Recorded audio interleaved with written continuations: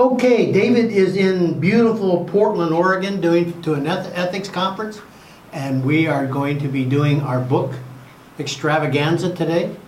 Ron Graybill here with us, and you passed out a little slip there, Ron. Yeah, it has space for listing 2 books and their authors, because sometimes I don't hear. It has space for listing 2 books if you. Because sometimes I don't hear the titles and authors clearly, and so if you're going to review a book and you'll be willing to write down the names, then that'll help. That'll help. Our sound man, photographer, and again, I want to just say to this group, I wish all those listening out there, you do a great job, Al, and I greatly appreciate it. You give a lot of time, and just thank you very, very much. Anybody would like to learn how to operate a camera, go ahead and give Alan a break. Going to move ahead with that. And we appreciate your gifts that you've given to us so that we can get different things. So the thing that Alan is going to do is up here when you give a presentation, he's going to move the camera around on you, come right up. We want your name, address, telephone number, where you're, Social Security. Social Security. But anyway, okay, so, and let me just mention one other thing. First time I came to the book thing, I thought this is really kind of a corny thing to do. It kind of reminded me, well, you didn't have anything else to do, so let's do books. But this was one of Roy's favorite during the year, is to have books shared that we have read. And it doesn't have to be an erudite. You don't have to have read Mein Kampf in German. We've had children's books, different books that are meaningful to you. And was very important to Roy, and I do hope that you can participate in that. And to start this thing off, I am going to give my first book. I actually have a whole bunch, but I wanted to give one that I thought was very important, and that is Mistakes Were Made, but Not by Me. It's written by Carol Tavris and Elliot Aronson. And they went and discussed the different issues and the way our brains work and how our brains do self-justification in human life and how we create fictions that absolve us of responsibility and restore our belief in our intelligence, moral rectitude, and correctness. Assess the potential repercussions of such a course of action and reveal how it can be overcome. Now, they start out by discussing an individual who did research with a cult. Actually, he embedded himself in the cult, and they were predicting that God was going to come back to this earth at such and such a time, and God didn't make it. But by 4 o'clock that afternoon, they had come up with another interpretation. I'm glad that I don't belong to any organizations like that. But I just mentioned that confirmation bias and cognitive dissonance are 2 issues that are very real with us in this world. And unfortunately, even the more intelligent you are, the more likely you are to do this. So be warned ahead of time. Mistakes Were Made, but Not by Me, by Carol Tavris and Elliot Aronson. I just want to mention another book just in passing, and I have a hard time recommending this book because it's by Michael Shermer. And Michael Shermer is the head of the Skeptic Society, and he gives some good examples of what Carol Tavris and Elliot Aronson presented. So, Mistakes Were Made, but Not by Me. Fascinating book. Okay. I was thinking of something. Would you like to start? I didn't make any mistakes, so why did you choose me? Well, I'm embarrassed that I didn't read this book a lot earlier. It's been in my library for years. It's a book on missions, and I feel a very important book on mission, called Symbol and Ceremony, Making Disciples Across Cultures. Just to give a little couple of points as background as why this book is important. In 1992, I attended a report of an AFM missionary, Adventist Frontier Mission missionary. John Kent was one of the first missionaries that AFM sent out. John Kent and Mark Scalzi. Scalzi went to North Philippines, and John Kent went to Papua New Guinea, to the Sepik River. So in 1992, he had been out there for, I think, a couple years. And he, in that period of time, had established a church. And he gave this glowing report. And this was in Andrews University in the Pioneer Memorial Church. And he gave this glowing report of how he had established an Adventist church on the Sepik River in New Guinea, and an unentered isolated tribal group. So it was a very positive, triumphant type of report. Forward on to about 2000, actually at General Conference session in 2000, John Kent was now working at the central office of AFM. I was been working for 5 years as the director of the Center for Muslim Relations. And John came to me and he said, I want to spend some time with you. Can we schedule a weekend? And I said, well, John, I've had enough criticism about what we're doing that I don't have time if you're just going to come and get information to criticize. And he looked at me and he said, no, he said, I really want to understand what you're doing. So he came and he had a mission story, I think, at the University Church. And then we had spent Friday evening together. He had asked me to tell him my story about how I got to where I was and my thinking about mission. And so Sabbath morning, when he got finished with his mission story, he came and I said, now it's your turn. You tell me your story about mission. He reviewed what had happened in Papua New Guinea. Now, as I said, in '92, he had given a very positive report. He had 40 baptized members in this isolated tribe in New Guinea. And 2001, I think it was, when he was sitting in my living room, he said, I realized, he said, I had to give that positive report for fundraising. I'm quoting, I mean, this is honest. He said, but I realized at that point that I had 40 Seventh-day Adventists on the outside, and I had 40 animists still on the inside. He said, I didn't baptize anyone for 2 years after that, until I began to understand how I could make Adventists on the inside.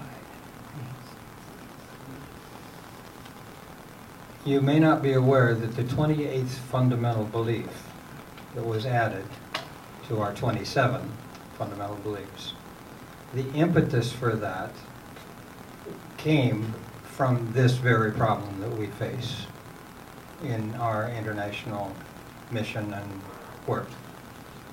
We had division presidents, and I was involved at the time in the actual discussions which led to the development of the 28th fundamental belief.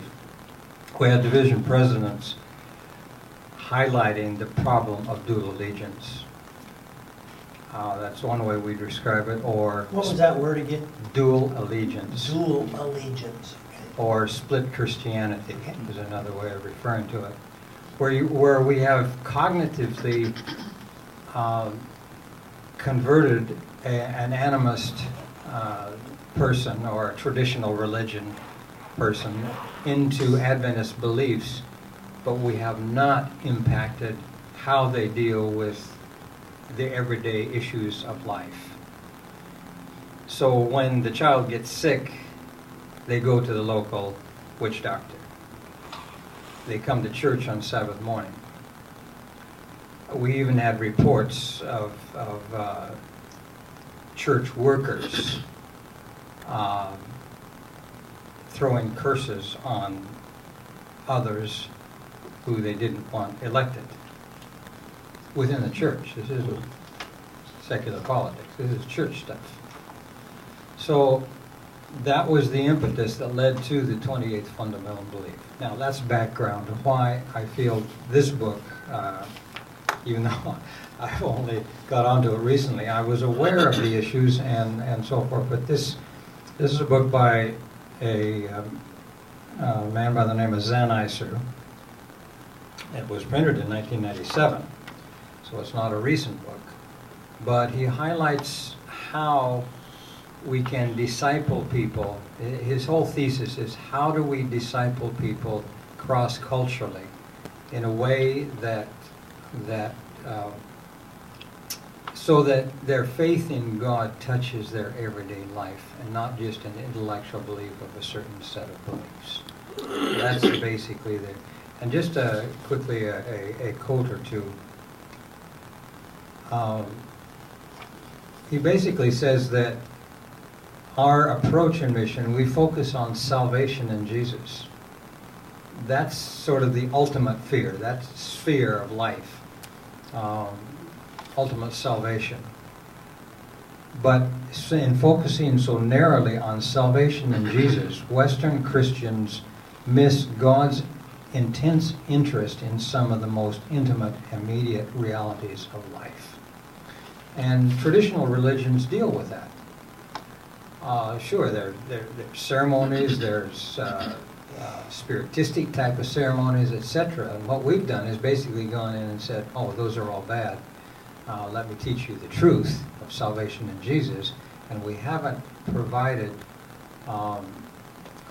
substitute symbols, ceremonies, rituals, and so on that can help them deal with those everyday issues of life. So that's the thesis of the book. Tell me again the name of the book and the author. Symbol and Ceremony, Making Disciples Across Cultures by Matthias Zaniser. Thank you, Carol. Do you have any questions about the first two books? Okay, we'll give you a chance to ask questions again later on. I see a book over here, or at least some notes, am I right? Look at it, John, and John's looking around, so I guess that's a no. Okay, there's a book over here. The book's over here. Okay. Well, my personal background about why I found this book interesting is in the past couple of years, I've just been quite dismayed about what I perceive as polarization in our political discourse and kind of a debasement of the political conversation around the nation. And I stumbled across this book on Amazon entitled American Nations, A History of the 11 Rival Regional Cultures of North America by Colin Woodard. It was published in 2011, so it was before this last election cycle, and yet it still was so relevant, I thought. And his thesis is that there are many different rival cultures throughout our nation, and when he speaks of the origins of these cultures, he talks about the settlers of North America and especially their religious underpinnings, which was one of the reasons why I thought it might be interesting to this group. So, for example, the Puritans in the Northeast had a different view than the French Catholics that were a little bit farther to the north, how they interacted with the Native Americans, the settlers in the Deep South, the settlers in Tidewater in the Virginia area as well, all had their own religious underpinnings, the Quakers in Pennsylvania, and that these affect us to this day. And I found such great relief in reading about this and having an ability personally to have a more nuanced view of our conversations now. And also how my own religious beliefs have fit into politics and can go forward with these more nuanced views. Could you give an example? A story? Well, an example might be that the Puritans in the Northeast, their political discourse was very much surrounding a small community and the church, and almost everyone would have some kind of word and say in what was happening. Their educational system was surrounding that. Whereas the landowners in Tidewater and Virginia were more father-son based, and that would have a tutor, and that they would interact with the Native Americans or others in that, or their slaves in that whole framework, more of an Episcopalian religious structure. And then in the Deep South, that could be seen almost as an extension of sugar plantation landowners, again, this father-son structure from Barbados, but they didn't have enough land on the island, so they would settle in the Deep South. He has an area he called New Netherlands in New York City, which was very ecumenical and acceptance of a wide variety of religions, not just Christian religions. And then, of course, the Quakers in Pennsylvania being very avoidant of conflict and avoidant of violence. And he also outlines how these different ideas really made the American Revolution not just be a revolution, but a variety of different revolutions in all these different areas, and a variety of different westward expansions, a variety of different interactions with the Native Americans. An example of that might be that the French coming in the far north came with the complete intent of integrating and intermarrying, and they weren't really worried about language barriers. They were more interested in language assimilation with the Native Americans, whereas the Puritans would maybe even create a treaty as a trick and then violently exterminate a whole village of the Native Americans. So these are some of the different interactions that he elaborated that I found so interesting. Let me ask, what about the westward expansion? It seemed, wouldn't that be kind of mixing that up, or did the westward expansion come from only certain areas? I don't know. That part, actually I haven't completely gotten Okay. through that entire part yet, so I can't answer it well. Okay, well, no, that sounds like a fascinating book. I mean, clearly, living in New England for years, I hear some of those horror stories about the Puritans, you know, and of course, the American Revolution really was a civil war between different parts of the country. So. I was commenting to Paul that last night my son and I, we stumbled upon the state legislature of New Hampshire has 432 members for this tiny state, and that's a reflection of this, that everybody was participating, everyone had a say in their political discourse. Live free or die. Is that right? The title one more. The title again, please. American Nations by Colin Woodard. Very interesting. That was it. But did you have a question? Yeah. You said your questions that kind of led you to this book, where the polarization we see in society, a lack of civility in the public discourse. Did this book help you with that? It helped me in the sense that I was seeking to inform myself about or create a structure for myself outside of the mainstream media, and I felt like it gave me a nuanced view, a more nuanced view. So I felt like it satisfied a personal need in that regard to avoid polarization. I'm just going to hold the book up here. You got it through Amazon? Of course. Right. John. Simple little question.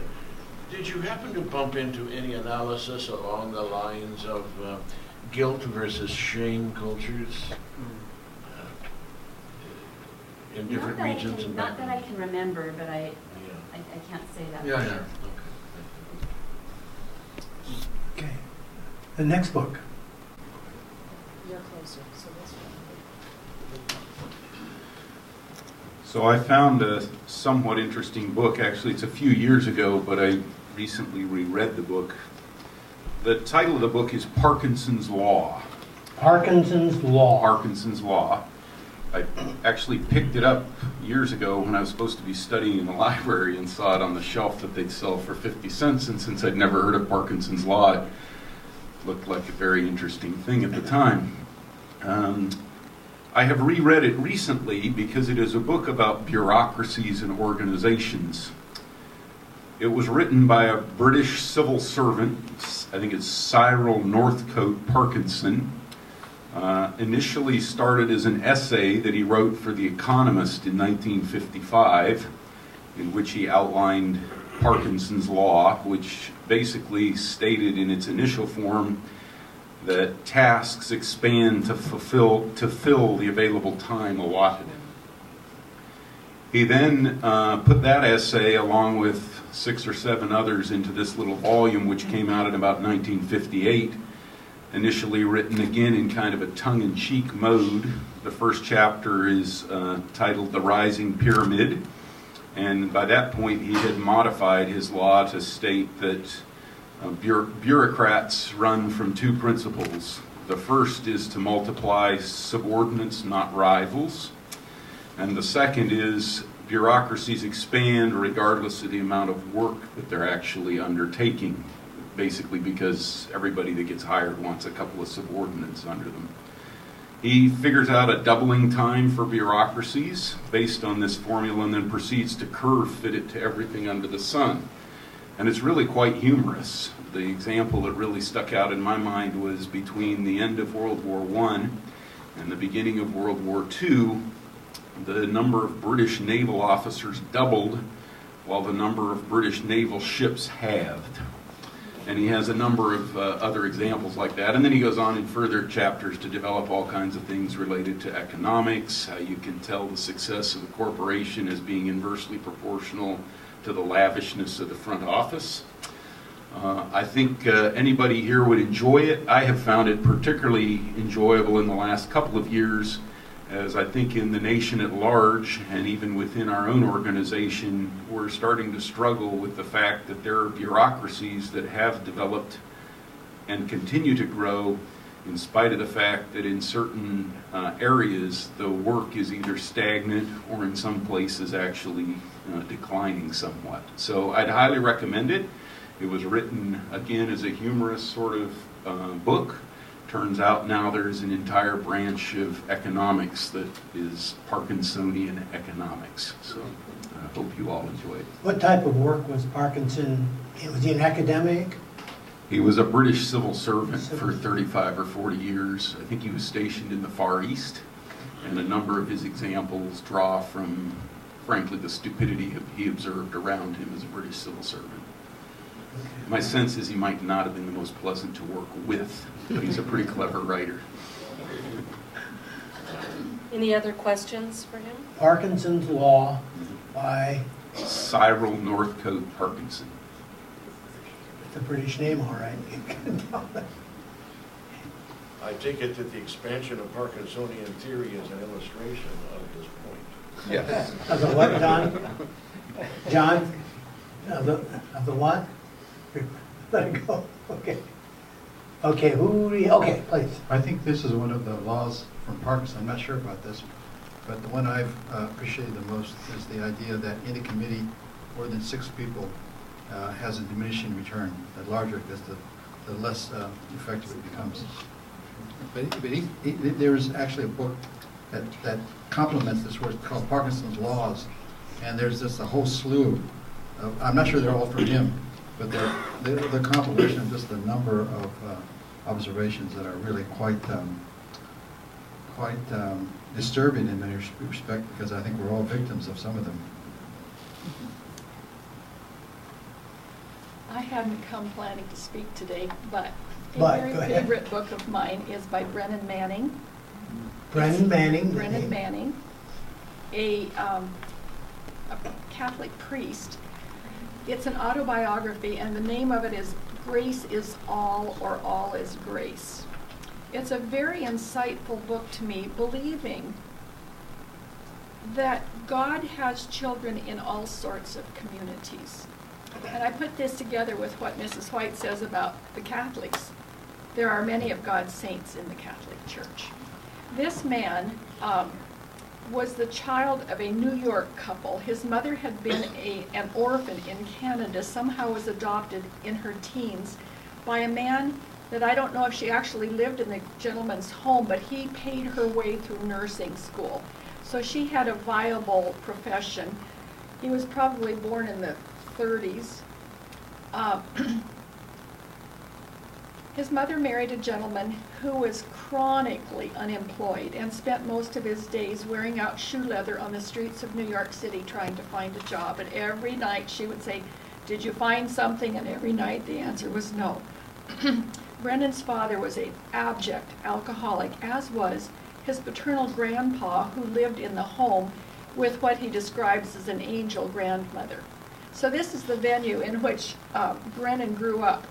As a child, he appreciated his mother and her hard work. When it was Christmas time one year, he did something and found a little notepad in a rainbow of colors and thought it was so neat, so he spent his nickel or whatever to buy it for Mom for Christmas. He put it under the Christmas tree. She opened it and she said, "Brennan, you didn't spend money for this, did you?" He was very anxious to please his family. He became a priest or joined the monastery or whatever at a fairly early age, but he took the alcoholism with him. He was a devout student of the scriptures and writes passionately about the love of God. Many of you probably have read him. He has presented, I know, on this campus probably within the last 30 years. He is now deceased. He was living on the New Jersey shore when Hurricane, whatever it was called, hit that shore maybe 6 years ago. And Sandy. Pardon me? Sandy, I believe. That's the one. He was living very close to the shore with a male caregiver. He was in his 80s and I think both blind and deaf, had a lot of neurological issues from his lifelong of serious alcoholism. And his sister, who was his primary caregiver, not in the home, advertised for a home where he could move, and he is since deceased, as I said. In the middle of Brennan's life, he fell in love with somebody and left the priesthood to marry her, but his alcoholism did not support a marriage. Through his books, you see his self-loathing. He says, "When my mother died, I went to the city where her funeral was to take place. I checked into a motel, but I made the mistake of taking a first drink. So I missed my own mother's funeral." And he keeps saying in his writings, what do you do when you just come off of an alcoholic binge? You hate your own insides. Do you just go for another binge, or do you throw yourself in a loving father's arms? So that is basically what he has to say. And I have just thought so much, do you suppose in the pearly gates there's a section for addicts? Brennan Manning, and it's All is Grace or Grace is All, whichever. All is grace. Is it? Thank you. All is grace. All is Grace. Sounds like a very intriguing. Very intriguing, and he talks about it, very much. I mean, he is hiding nothing, but his confidence in his God is amazing. Did you have a question, Peter? Did you want to? No, just Okay. Any questions here? I would say if there's only a section, it's going to be a rather large section. If there's only a section for addicts. Other questions or comments Was for Peter her? saying something? He had the book you were saying. Oh, I see, good. Okay, Peter. well, I read several books last year, but I will mention just two that I finished just recently last week in relation with the subject that we were studying here in the Sabbath school, which was Catherine von Bora, Martin Luther's wife, and the closest friend of Martin Luther, Philip Melanchthon, a biography. But the books that I'd like to mention and to talk a little bit about are two biographies, two large biographies that were published last year. One is about Winston Churchill, and the other one was about Dwight Eisenhower. I knew a lot of things about, first about Winston Churchill. First of all, it was funny that what I read was something connected with the new interest in the life of Winston Churchill. Hollywood is very interested, looks like, in his life. They just made a movie about his life and another movie about something connected, one of the episodes of the war Dunkirk. You can see these movies, and I intend to see them. It looks like they are good movies. Well, I knew first Winston Churchill was written by, I think it's a journalist, an American journalist, Roy Jenkins, I'm sorry, Roy Jenkins. Okay, I knew a lot of things about Winston Churchill, especially about his role in the World War II. I read his 6-volume memoirs, but I didn't know some small details about his early life, and I knew he was part of a famous British family, but I didn't know how he basically became a politician, other episodes in his political life. And I learned a lot about his early life before he was becoming Prime Minister of England. He made mostly his gather his riches from journalism. He was a writer. He was a journalist. He published a lot, and he wrote several books. One of them that I can mention is History of England, in a few volumes. I realized that, I mean, like every human being, he has ups and downs. Before becoming Prime Minister, he was minister in other governments, conservative and laborist governments. One of the blunders in his political life was at the end of World War I, when he was the Minister of Armaments. And he suggested the landing of the British troops of Gallipoli in Turkey. And that was a big disaster for the British. But gradually he recovered his political clout, and because of Neville Chamberlain blunder at Munich, when he signed that agreement with Hitler, when Chamberlain promised the British people a peace for 1,000 years, and there was not that, because shortly after that Hitler invaded Poland and started World War II.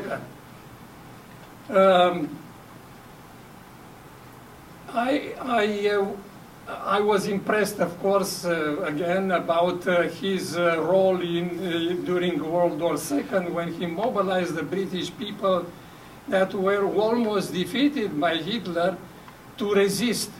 And he was a master word phraser.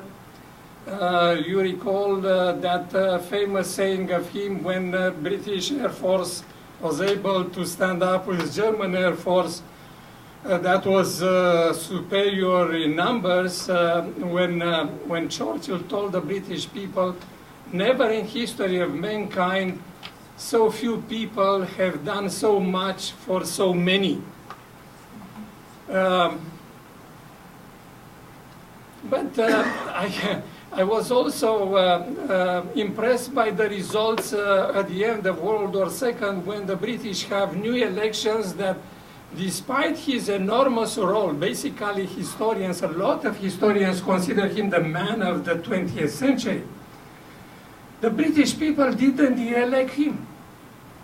It was one of the strangest things that could happen. I mean, after saving England, they didn't elect him. And he had to wait another 4 years, and he was re-elected again. Now, a few things about Dwight Eisenhower. I knew, again, a lot of things about Eisenhower, especially his role during World War II, that he was commander of the Allied troops. But I didn't know too many details about how his origins, where he was coming from, and his childhood, and how he became 4-star general.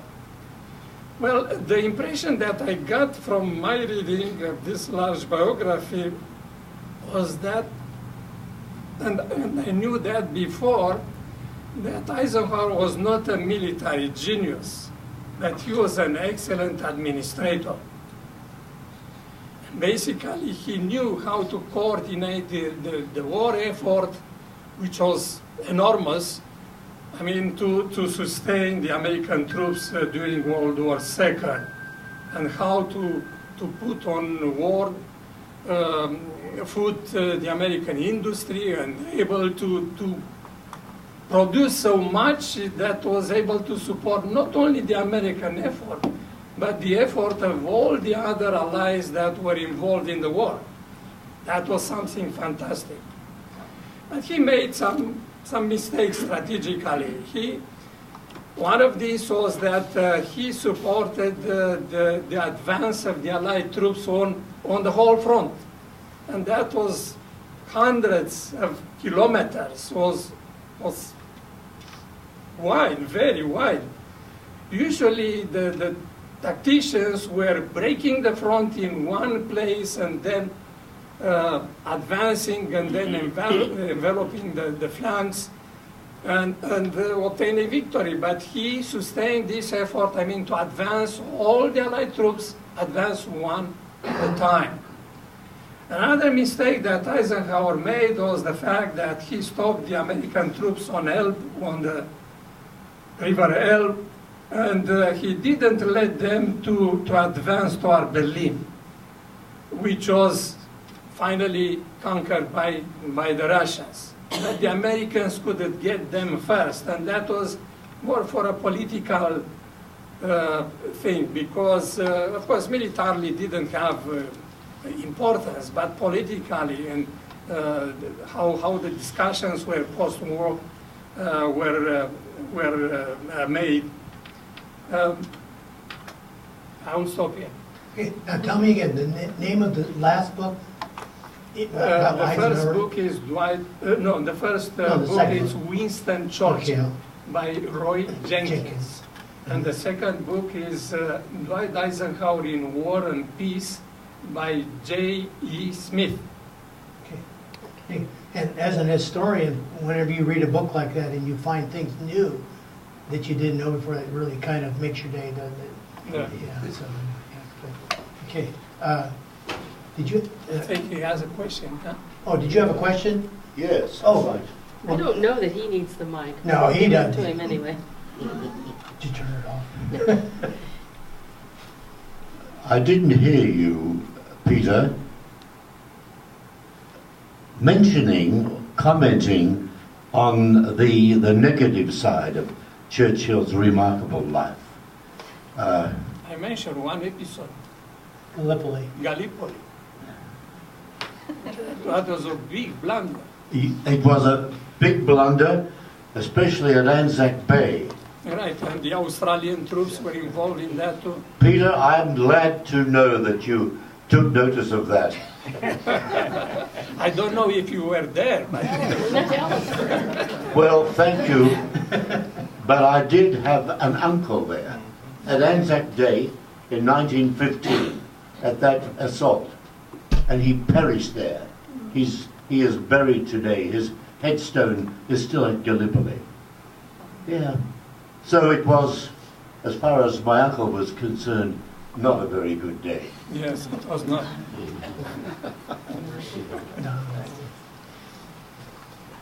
You just had to get those Aussies in there some way, didn't you? Absolutely. Okay. Donna. This is very difficult because, but I'm going to take my cue from Paul. I did some rereading this year and it was a lot of fun. I read Anna Karenina again, and I was shocked at the ability of a male author to get inside the mind of a woman. And of course that's Tolstoy. I also reread a book that some of you may be familiar with. It's not a new book. It's The King of California by Max Arax, and it's basically the story of water in this state. I think it's especially relevant now as we keep entering these drought years and and learning a little bit about the distribution of water and how the power and control over the water in the state has been, was gathered into just a few hands. Again, that's the King of California. And, By the way, Donna, they told me when I moved to California that whiskey's for drinking, water's for fighting. You know? it certainly is fascinating, and what you see is the current effect of those old political tensions and the distribution of power.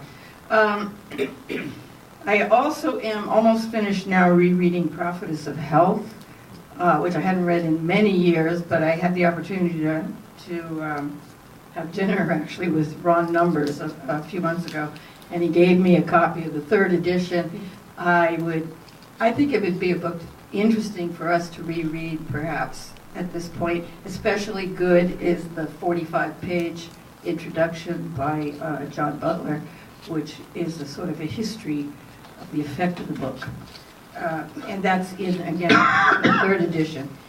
And lastly, I'm going to mention a couple of lightweight, get it at the airport bookstore books to read and finish by the time your flight is over. Both of them by Hackman. One is A Man Called Ave, that's been a movie. The one I especially enjoyed was My Grandmother Asked Me to Tell You She's Sorry. And again, I was amazed at the ability of some authors to get into the mind of their characters, in this case a child. And the grandmother is a woman physician, who made a lot of mistakes, and I thought it was not just entertaining, but also very relevant. Don, let me ask you a question. First time you read the book on Anna Karenina, can I just ask how many years or what stage in your life you were reading that? Well, I have to admit that I hadn't read it all straight through in basically one week sitting, as I did this time. And the time I read it before I was college. The reason I ask, I was on the airplane one time, and this book, the gentleman next to me was telling me, he says, I'm reading this book, and he says, I haven't read it since I was in college. And he said, I find the book fascinating much more now than when I was in college. So if anybody wants to read something again, that's okay. I think. Fascinating. Okay. What's the name of the book? Anna Karenina, Tolstoy.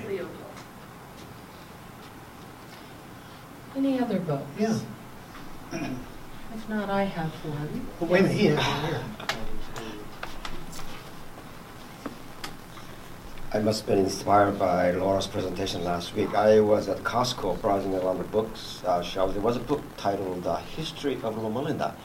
I just picked it up. It was 128 pages of black and white photographs of Loma Linda from early years.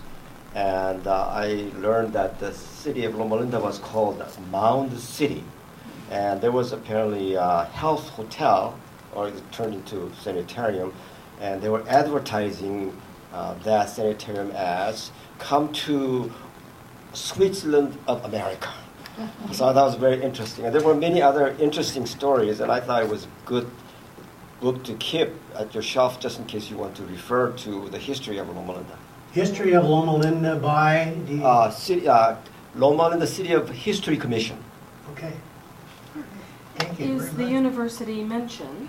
Yes, it shows a picture of that construction of the building of that clove design and things like that. There are some pictures, yes.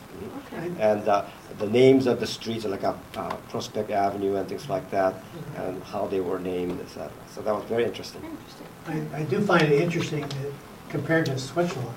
We'll have to make a run on Costco. Yeah, okay. All right, another book before. Okay. Laura. The book I brought is 12 Christian Beliefs That Will Drive You Crazy. And it's by Dr. Henry Cloud and Dr. John Townsend. They also wrote the book Boundaries. That is a good one as well. And the reason they say these beliefs will drive you crazy is that while there's a nugget of truth in the belief, they are false beliefs. So when you try to apply them to your life, it will drive you crazy. One such belief is that I must always put others first, and it is selfish to take care of my own needs. I remember being on the plane with my children and surprised they were actually paying attention to the safety lecture, and quite offended that, Mommy, why do you get to put your oxygen mask on first? Should you not take care of me first? And I said, well, if I don't take care of myself first, what if I pass out and cannot take care of you? Oh, okay, please, put yours on first. So that is a false belief that we must always put others first. It's like I tell my students, if you don't recharge your own battery, you cannot take care of others. And of course there are always biblical texts, or stories that people share. Are you feeling depressed? Maybe you're not giving enough. Are you feeling downtrodden or whatever? Maybe you're not giving enough. Meanwhile, the issue is they're giving so much they're exhausted. So that's one of the 12. And the first one is put others first. That's the first. Yeah. The first crazy belief is that you are being selfish to take care of yourself. The other, there's 12 of them, but another one is, if I have God, I don't need people. And sometimes, I remember sitting over here at the Hill Church as a teenager, and it was around 1978, because I remember I was home at, well, two stories, let me not get them confused. It was somewhere between 78 and 75. Sitting there, listening to a man who is well known by the Sabbath school, so I won't share his name. He was in medical school, and he made it very clear that there was no need to ever go see a counselor, a psychologist, or a psychiatrist, that God was enough. And I was, believe it or not, a little bit shy at that age and a little bit too polite. And I wanted to say, then why are you going to medical school? Should not God be enough? You just said He is the healer, but I didn't quite get it out of my mouth. And I've never forgotten, and one of these days I may walk up to him to see if he remembers that. I believe he's changed his mind. But there are times that we need to see someone. Having cancer is really, in one sense, no different than having a mental illness. We need to seek the help of humans. And so that's a bit of a crazy belief. If someone who is depressed, and I remember a friend back in the 80s still being told this nonsense, that he should not go seek help. He was suicidal. He needed to seek help.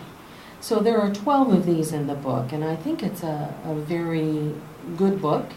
The problem is there's a nugget of truth in each of the crazy beliefs, but taken to an extreme, and try to implement them in a crazy manner is when it becomes a problem in our life. So now I have a question for you guys. Should we go ahead and try to do books next week? Or should we try to plan something else? And the reason I'm asking you is because I'm assuming that many of you will be here next week, and if you've already covered your books, then perhaps we should plan something else, or perhaps something that is flexible so it can cover the books that come in, but then have something planned that could take its place in case the books don't come in. Advice? Yes, ma'am. One thing, well, I think that we have an unusually scanty attendance this week because it's the end of vacation. Okay. And I would imagine that next week the chairs will be better filled, and there might be people who imagine that they're going to get to present next week. Okay. That's just one point. Then we can go ahead and plan on the books next week, but maybe Forrest and I can plan on, maybe I can go more in depth on the 12 assumptions in this book, and maybe you have something so we could plan, and Ron has a comment. I'm leaving tonight for this conference in Washington, situating Adventist history, and Gil Valentine and I are going to make presentations at the very end, and mine is about Ellen White's letters and diaries.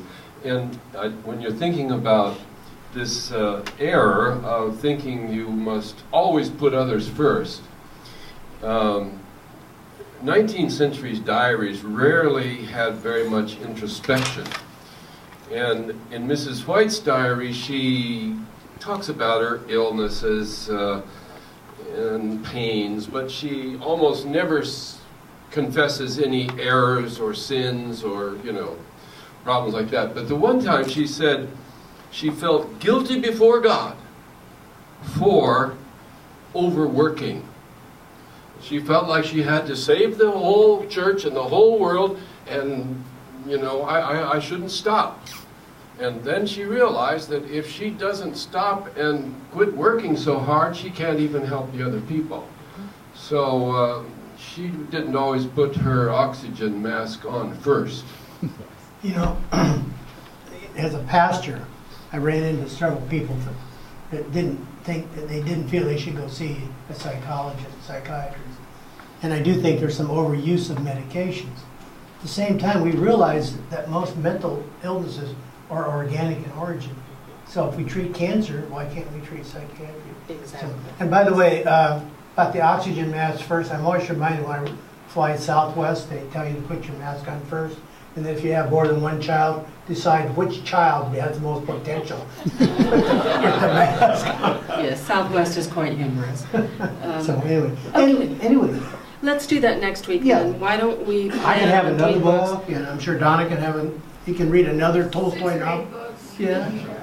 Okay. Again, I'm just saying, I know this is one of the things that Roy really liked, and I find it fascinating. These books and these and just others, it's just very good. And so next week we're going to continue the same thing. Thank you again for your participation. The Lord bless you and keep you. The Lord make his face to shine upon you and be gracious to you. The Lord lift up his countenance upon you and give you peace. Amen. Thank you very much.